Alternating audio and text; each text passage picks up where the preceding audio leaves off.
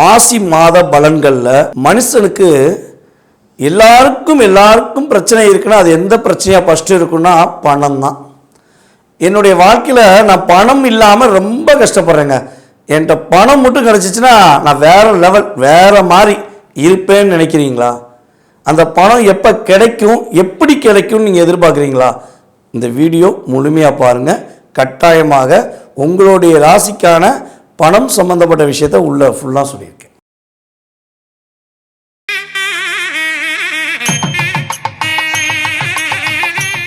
கடவுளொரு TV நேயர்கள் அனைவருக்கும் எனது இனிய வணக்கம். நான் உங்கள் டிஜே சுந்தரபாண்டி, சிவகாசியிலிருந்து. நேயர்களே, தற்போது நம்ம பார்க்க போகிற விஷயம் என்னென்னா மாசி மாதம்.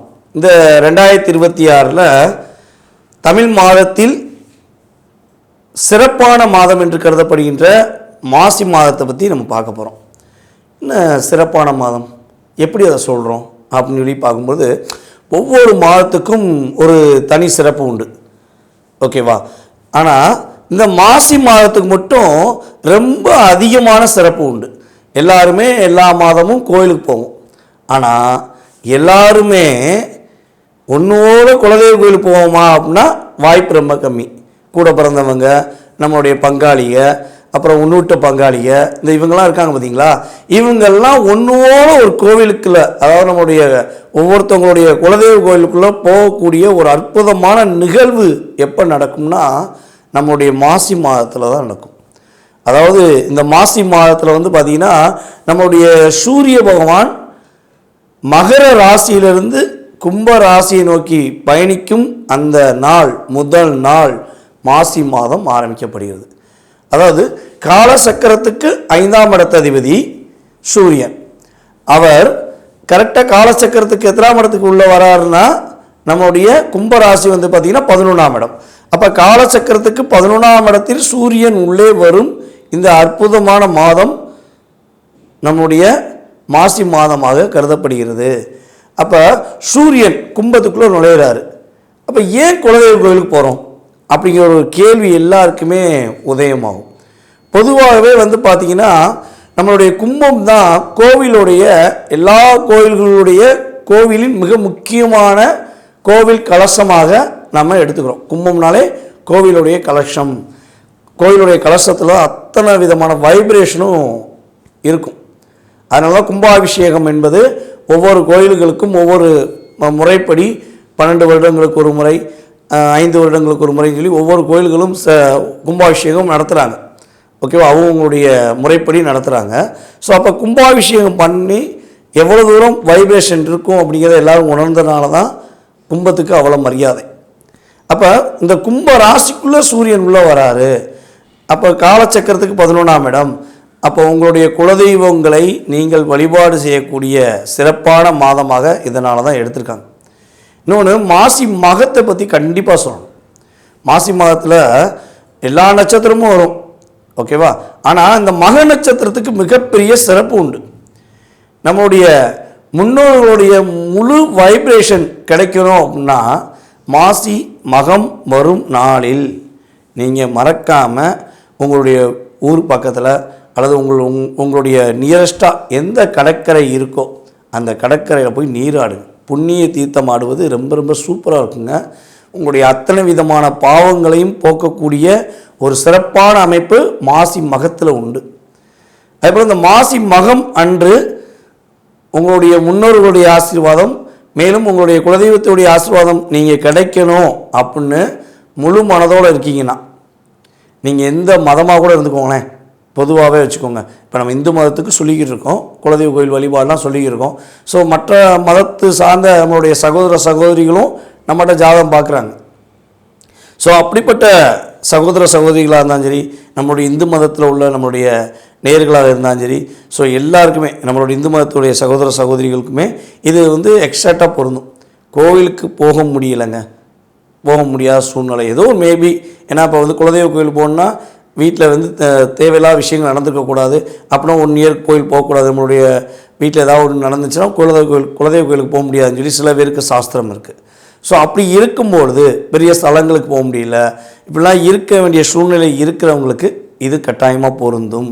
என்ன பண்ணலான்னா, இந்த மாசி மகம் நட்சத்திரம் ஒரு நாளில் உங்களுடைய வீட்டு பக்கத்தில் அல்லது உங்கள் ஊரில் வயதான முதியவர்கள் இருப்பாங்க பார்த்தீங்களா, வயதான முதியவர்கள், ஆதரவற்ற முதியவர்களுக்கு நீங்கள் நல்ல தூய்மையான ஆடை, புதிய ஆடை வாங்கி கொடுத்து அவங்களுக்கான உணவு, அன்றைய தினத்துக்கான 3 வேளைக்கான உணவு நீங்கள் வாங்கி கொடுக்கறது அல்லது அவங்களுக்கு சாப்பிட்றதுக்கான பணத்தை கொடுத்து அவங்களுடைய ஆசீர்வாதம், அதாவது அவங்க நல்லா இருப்பப்பா, நல்லா இருப்பம்மா அப்படின்னு ஒரு ஆசீர்வாதம் வாங்கினா போதுங்க. இந்த தெய்வத்துடைய ஆசீர்வாதம், உங்களுடைய முன்னோர்களின் ஆசீர்வாதம் முழுமையாக உங்களுக்கு கிடைக்கும். அப்போ இந்த மாசி மகத்தை மறந்துடாதீங்க. மக நட்சத்திரம் வரும் நாளில் உறுதியாக நீங்கள் மறக்காமல் போய் என்ன பண்ணுங்கள், அவங்களுக்கு உங்கள் பக்கத்தில் இருக்கவங்களுக்கு, முதியவர்களுக்கு, ஊனமுற்றவர்களுக்கு வாங்கி கொடுங்க. மாற்றம் ஏற்றமும் மக நட்சத்திரம் முதல் உங்களுடைய வாழ்க்கையில் உறுதியாக தொடங்கும். தன்னுடைய கற்பனைகள் மூலமாக பல பேருடைய பிரச்சனையை தீர்க்கிறது யாருன்னா, நம்ம ஃபஸ்ட் இடத்துல கை தூக்குறது நம்மளுடைய மிதுன ராசிக்காரர்களாகிய நீங்கள் தான். எல்லாருடைய பிரச்சனையும் நீங்கள் தீர்த்து வைப்பீங்க. யாருக்கு என்ன பிரச்சனை, என்ன கவலை, என்ன போராட்டம் ஏன்ட்ட சொல்லு, நான் பார்த்துக்கிறேன், நான் அதை எப்படி தன்னுடைய கூர்மையான புத்தி மூலமாக தீர்த்து வைப்பேன் தெரியுமா அப்படின்னு நீங்கள் சொல்லக்கூடிய நபர். ஆனால் உங்களுடைய பிரச்சனைக்கு எப்போயாவது தீர்வு கண்டிருக்கீங்களான்னு பார்த்தீங்கன்னா கிடையவே கிடையாது. ஏன்னா உங்களை பற்றி நீங்கள் யோசிக்கிறதே ரொம்ப ரொம்ப கம்மி. அவனுக்கு என்ன பிரச்சனை, அவங்களுக்கு என்ன பிரச்சனை, எடுத்து விட்டுக்காரங்களுக்கு என்ன பிரச்சனை, கூட வேலை பார்க்குறவங்களுக்கு என்ன பிரச்சனை, கூட வேலை பார்க்குறவங்களுடைய உறவுகளுக்கு என்ன பிரச்சனைன்னு யோசிக்கக்கூடிய அளவுக்கு உங்களுடைய சிந்தனைகளை நீங்கள் அப்படியே செயலாட்டிக்கிட்டே இருக்கீங்க. நீங்களாம் நம்மளுடைய என்ன சொல்லணும்னா அப்டேட் அப்படின்னு சொல்லுவோம் பார்த்தீங்களா, அப்டேட் தான் நீங்கள். எல்லா விதமான அப்டேட்டும் உங்கள்கிட்ட இருக்கும். பழைய விஷயங்கள், பழைய காவியங்கள், பழைய புராணங்கள், புராண கதைகள் கேட்டாலும் சொல்லிடுவீங்க. இப்போ உள்ள கம்ப்யூட்டர் நாலேஜ் சம்மந்தப்பட்ட விஷயங்கள், அதே போல் கம்யூனிகேஷன் சம்மந்தப்பட்ட விஷயங்கள் A to Z உங்கள்கிட்ட அப்டேட்டில் இருக்கும். ஏன்னா storage mind, the full communication அப்படிங்கிறது உங்கள் கையிலேருந்து எடுத்துடலாம், அப்படியே பக்காவாக வச்சுருப்பீங்க. அந்த அளவுக்கு திறமையானவங்க யாருன்னா நம்மளுடைய மிதுன ராசிக்காரர்களாகி நீங்கள் தான். இந்த திறமெல்லாம் இருந்து என்னங்க பண்ணேன், நான் வேலை பார்க்க வேண்டிய இடத்துல இன்னொருத்தன் வேலை பார்க்குறான், நான் இருக்க வேண்டிய இடத்துல என் இடத்துல இன்னொருத்தன் உட்காந்துக்கிட்டு என்னை கஷ்டப்படுத்துகிறான், நான் உயிரை கொடுத்து உண்மையான அன்பு வச்சு காதல் பண்ணி கல்யாணம் முடிச்சேங்க, என் வீட்டுக்கார் இப்போ என் கூட இல்லை, என்னை விட்டு வெளியே போயிட்டார், நான் எல்லா திறமையும் இருக்குன்னு தான் என்னை கல்யாணம் முடித்தார், என்னை இப்போ வேண்டாம்னு சொல்லிட்டு போயிட்டார். இப்படிலாம் நிறைய குழப்பங்களையும் நிறைய பிரச்சனைகளையும் எக்ஸாக்டாக நீங்கள் வச்சுருக்கீங்கன்னா அதுக்கு மிகப்பெரிய காரணம், தப்பாக எடுத்துக்கிறாதீங்க, நீங்கள் எனக்கு ஒரு சகோதர சகோதரி தான், சரியா? அப்போ நான் உங்களோட இதை நான் ஒரு என்ன சொல்கிறேன்னா, பொதுவாக சொல்லக்கூடிய விஷயம் என்னென்னா, நீங்கள் கூட இருந்தவங்களை பற்றி அதிகமாக சிந்திச்சிங்க, உங்களுடைய செயல்பாடில் நிறைய விஷயங்களை மிஸ் அண்டர்ஸ்டாண்டிங் பண்ணிட்டீங்க. அந்த சின்ன சின்ன விஷயங்களை உங்கள் கூட இருக்கவங்க குறையாக கண்டுபிடிச்சி உங்களை குத்தி காமிப்பாங்க. இந்த டைரெக்டாக பேசுகிறவங்க கூட உங்களுக்கு பிடிக்கும், இந்த குத்தி காமிக்கிறாங்க பார்த்தீங்களா, அவங்களுக்கு உங்களுக்கு பிடிக்கவே பிடிக்காது. ஸோ அதனால தான் 2 பேருக்குள்ள ஒரு ஈகோ அந்த இடத்துல வரும் பொதுவாக. அப்போ அந்த இடங்களில் நீங்கள் லாக் ஆனீங்க. ஸோ இப்படி லாக்கு பிரச்சனை எல்லாம் ரிலீஸ் ஆயிருமாப்பா, இந்த மாசி மாதம் எங்களுக்கு என்ன மாற்றத்தை கொடுக்க போகுது அப்படின்னு தான் நீங்கள் எதிர்பார்க்குறீங்க. உறுதியாக சொல்லலாம், இந்த மாசி மாதம் முதல் குடும்பத்தில் பிரச்சனை, குடும்பத்தில் போராட்டம், குடும்பத்தில் நிறைய குழப்பம் இருக்குன்னு நினைக்கிற மிதுன ராசி அன்பர்களுக்கு உறுதியாக குதூகலமான ஒரு அற்புதமான மாதமாக இருக்கும். கவலையப்பட வேண்டாம். உங்களுடைய ரியாலிட்டியை இந்த மாதம் உங்களுடைய உறவுகள் புரிந்து கொள்வாங்க. அது உங்கள் மனைவியாக இருக்கலாம், உங்களுடைய கணவனாக இருக்கலாம், உங்கள் குழந்தைகளாக கூட இருக்கலாம், அல்லது உங்கள் கூட பிறந்த உறவுகளாக கூட இருக்கலாம். யாராக இருந்தாலும் சரி, உங்களுடைய உண்மையான அன்பு பாசத்தை புரிந்து கொண்டு மீண்டும் உங்களுடன் கம்யூனிகேஷன் பண்ணுவதற்கான வாய்ப்பு உண்டு. அதுபோல் தொழில் சார்ந்த விஷயங்கள் நிறைய போராட்டத்தை சந்திக்கிங்க, நிறைய பிரச்சனைகள். நீங்கள் கடினமாக உழைக்கிறீங்க, காலையில் 5 மணிக்கு கடையை திறந்து நைட்டு 12 மணி வரையும் முழிச்சிருந்து வியாபாரத்தை பார்க்குறீங்க. அதே போல் உங்களுடைய அலுவலகத்தில் இப்போ ஃபேக்ட்ரியில் வேலை பார்க்குறீங்க, ஃபேக்ட்ரி வச்சுருக்கீங்க, ஏதாவது சொந்தமாக ஒரு பிஸ்னஸ் பண்ணுறீங்க அப்படின்னாலும் மற்றவங்கெல்லாம் 10 மணி நேரம் 8 மணி நேரம் தன்னுடைய தொழிலுக்காக நேரம் ஒதுக்குறாங்கன்னா நீங்கள் கிட்டத்தட்ட ஒரு 18 மணி நேரம் கூட நேரம் ஒதுக்குறீங்க. ஆனால் உங்களுக்கு அதற்கான லாபம் கிடைக்கல. ஸோ அந்த லாபம் எங்கே போகுது, எப்படி மிஸ் ஆகுதுன்னு உங்களுக்கு தெரிய மாட்டேங்குது. அது எப்படி மிஸ் ஆகுது, ஏன் மிஸ் ஆகுதுங்கிறத இந்த மாதம் நீங்கள் கண்டுபிடிச்சிருவீங்க.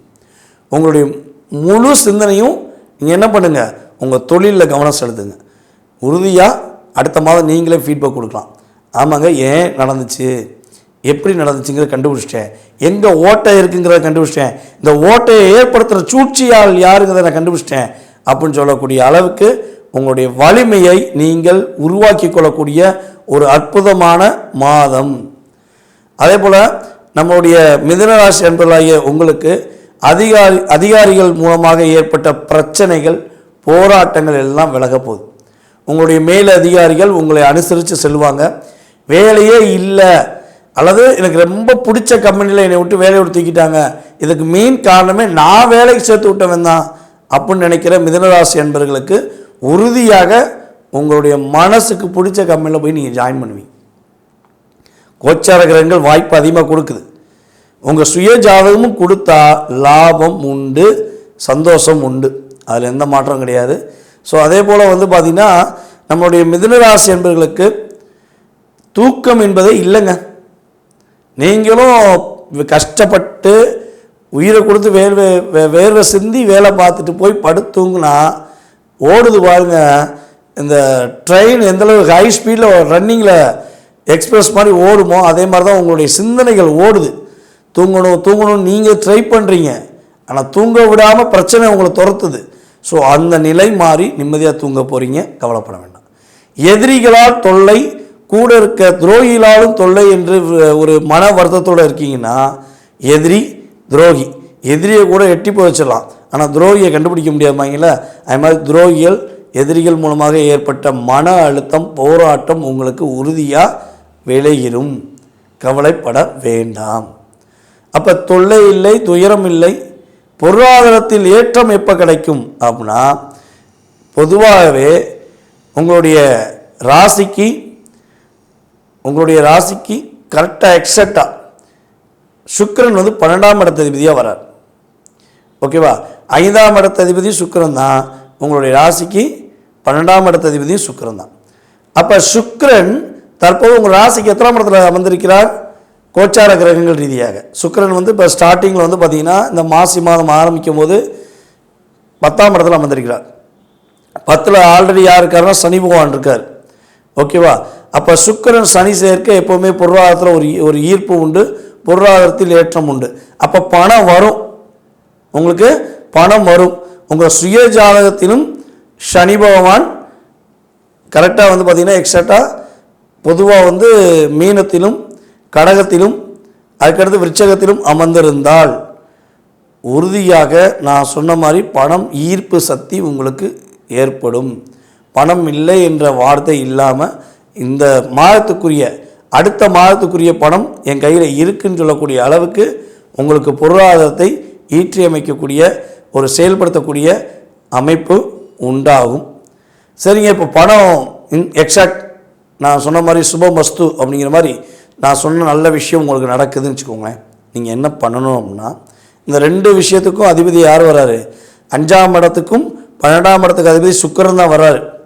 அப்போ நீங்கள் பணம் வரும்போது அதை உங்களுடைய சந்தோஷத்துக்காக செலவழிக்க போகிறீங்களா, அல்லது உங்களுடைய முதலீடாக ஒரு இடம் வாங்கி போடுறது, அல்லது ஏதாச்சும் ஒரு தங்க நகை வாங்கி வைக்கிறது, ஸோ இப்படி செய்ய போகிறீங்களா அப்படிங்கிறத நீங்கள் செக் பண்ணணும்.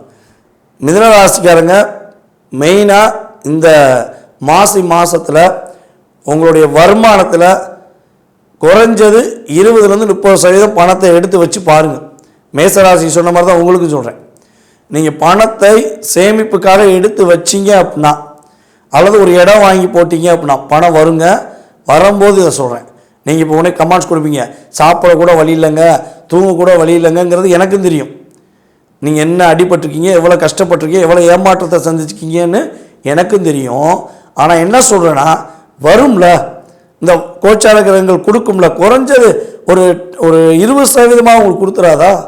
ஸோ அதில் நீங்கள் எத்தனை % எடுத்து வைக்க முடியுமோ எடுத்து வச்சு பாருங்களேன். நீங்கள் யார்கிட்டையும் இந்த வருடம் முழுவதும் பணத்துக்காக யோசிக்க வேண்டிய சூழ்நிலை, கேட்க வேண்டிய சூழ்நிலை உங்களுக்கு வரவே வராது. ஏற்றங்கள், மாற்றங்கள், முன்னேற்றங்கள் மிதுனராசி அன்பர்களுக்கு சிறப்பான விஷயங்களை கோச்சார கிரகங்கள் கொடுக்க தயாராக இருக்கின்றன, ரெடியாக இருக்காங்க. சுபமஸ்து அப்படிங்கிற மாதிரி கொடுக்க ரெடியாக இருக்காங்க. நீங்கள் பண்ண வேண்டிய வழிபாடு என்னன்னு பார்த்தீங்கன்னா, முருகப்பெருமாளை பிடித்து கொள்ளுங்கள். முருகனை பிடிச்சிக்குங்க. என் அப்பன் முருகனே என்னுடைய வாழ்க்கையில் மாற்றத்தை கொடும், ஏற்றத்தை கொடும், போராட்டத்தை நீக்கும் என்று முருகப்பெருமாளை பிடித்து வழிபாடு செய்த மிதுனராசி என்பர்கள் தோல்வியை சந்திப்பதற்கான வாய்ப்பே இல்லை என்று உறுதியாக சொல்லிக்கிறேன். நேயர்களே, தற்போது வரை நீங்கள் பார்த்த விஷயம் என்னென்னா, 2026 மாசி மாத பலனில், தமிழ் மாத பலனில் இந்த மாசி மாதத்தில் கோச்சார கிரகங்கள் உங்களுக்கு கொடுக்க போகின்ற ராசியின் அடிப்படையில் உள்ள பலன்கள் தான் பார்த்துருக்கீங்க. இது பொது பலனே, நான் தெளிவாக சொல்லிக்கிறேன். இது பொது பலன். இதில் உங்களுடைய எதிர்பார்ப்புகள் எல்லாமே நிறைவேறும்னு நான் சொல்ல வரல, ஆனால் ஓரளவுக்கு நிறைவேறும் என்பது உண்மை. அதாவது தாகத்துடன் ரொம்ப பசியுடன் இருக்கவங்களுக்கு ஒரு டம்ளர் தண்ணியோ ஒரு கேன் தண்ணியோ கொடுத்தா கொஞ்சமாச்சும் ஒரு ஆத்மாத்மான ஒரு திருப்தி ஏற்படும் பார்த்தீங்களா? ஸோ அந்த தன்மை உறுதியாக கோச்சார கிரகங்கள் கொடுத்துரும். ஆனால் பசி முழுமையாக விலகுமா? முழுமையான ஒரு மகிழ்ச்சி, நிறைவான ஒரு மகிழ்ச்சி கிடைக்குமா? இல்லை நிறைவான ஒரு எதிர்பார்ப்புகள் நிறைவேறுமா அப்படின்னு பார்த்தீங்கன்னா, அதுக்கு உங்கள் சுய ஜாதகம் தான் பலன் சொல்லும். அப்போ உங்களுடைய சுய ஜாதகம் சம்பந்தப்பட்ட கேள்விகள் ஏதேனும், கிட்டத்தட்ட சுய ஜாதகத்தில் தான் 70% எடுப்போம் உண்மையிலேயே. அப்போ சுய ஜாதகம் சம்மந்தப்பட்ட கேள்விகள் ஏதேனும் இருக்குன்னா, நம்மளுடைய அன்பு நேயர்கள், வீடியோ பார்க்குற நேயர்கள், எந்த நாட்டில் இருந்தாலும் சரி, எந்த ஊரில் இருந்தாலும் சரி, தயவுசெய்து நீங்கள் வாட்ஸ்அப் கால் பண்ணுங்கள். வாட்ஸ்அப்பில் உங்கள் டீட்டெயில்ஸ் போட்டு விடுங்க. நீங்கள் ஃபஸ்ட்டு செய்ய வேண்டியது உங்கள் பேர், உங்களுடைய டேட் ஆஃப் பர்த்து, உங்களுடைய மாதம், வருடம், நேரம், அதே போல் நீங்கள் பிறந்த ஊர், தற்போது நீங்கள் எந்த ஊர்லேருந்து பேசுகிறீங்க, எந்த நாட்டிலேருந்து பேசுகிறீங்க, இதுதான் ரொம்ப ரொம்ப முக்கியம். ஃபஸ்ட்டு விஷயம், நீங்கள் எந்த ஊர்லேருந்து பேசுகிறீங்க, எந்த நாட்டிலேருந்து பேசுகிறீங்கிறத எனக்கு எஸ்எம்எஸ் போட்டு விடுங்க. உங்களுக்கான அப்பாயின்மெண்ட் டைம் நம்மளுடைய அலுவலகத்தில் வேலை பார்க்குற நம்மளுடைய பெண்கள் உங்களுக்கு டைம் கொடுப்பாங்க. ஸோ அந்த டயத்தில் நீங்கள் என்ன பண்ணலாம், என்னை டைரெக்டாக உறுதியாக கான்டாக்ட் பண்ணலாம். உங்களுக்கு ஜாதகமே இல்லைனாலும் உங்களுடைய எதிர்காலம் சம்பந்தப்பட்ட அத்தனை விதமான கேள்விகளுக்கும் பிரசனம் என்ற ஒரு மிகப்பெரிய கருவியின் மூலமாக உங்களுக்கு பலன் சொல்ல நான் காத்திருக்கேன். நீங்கள் செய்ய வேண்டியது ஃபஸ்ட்டு உங்கள் டீட்டெயில்ஸை எங்களுக்கு அனுப்பிவிடுங்க. உங்களுக்கான அப்பாயின்மெண்ட் டைம் கிடைச்ச பிறகு உறுதியாக உங்கள் சுய ஜாதகத்தில் உள்ள அத்தனை விதமான கேள்விகளுக்கும், உங்களுடைய மனதில் உள்ள அத்தனை விதமான கேள்விகளுக்கும் பதில் கூற நான் காத்திருக்கிறேன். வாய்ப்பளித்த நல்ல உள்ளங்களுக்கும், என்னுடைய வீடியோவை தொடர்ந்து பார்த்து கொண்டு இருக்கின்ற நம்மளுடைய அன்பு நேயர்கள் அனைவருக்கும் எனது பணிவான வணக்கத்தை கூறி விடைபெறுகிறேன். நன்றி, வணக்கம். கடவுள் அருள் டிவியை பார்த்தமைக்க நன்றிகள். மேலும் இது போன்ற தகவல்களை தெரிந்து கொள்ள கடவுள் அருள் டிவியை சப்ஸ்கிரைப் செய்யுங்கள். மறக்காமல் பெல் ஐக்கானை கிளிக் செய்யுங்கள்.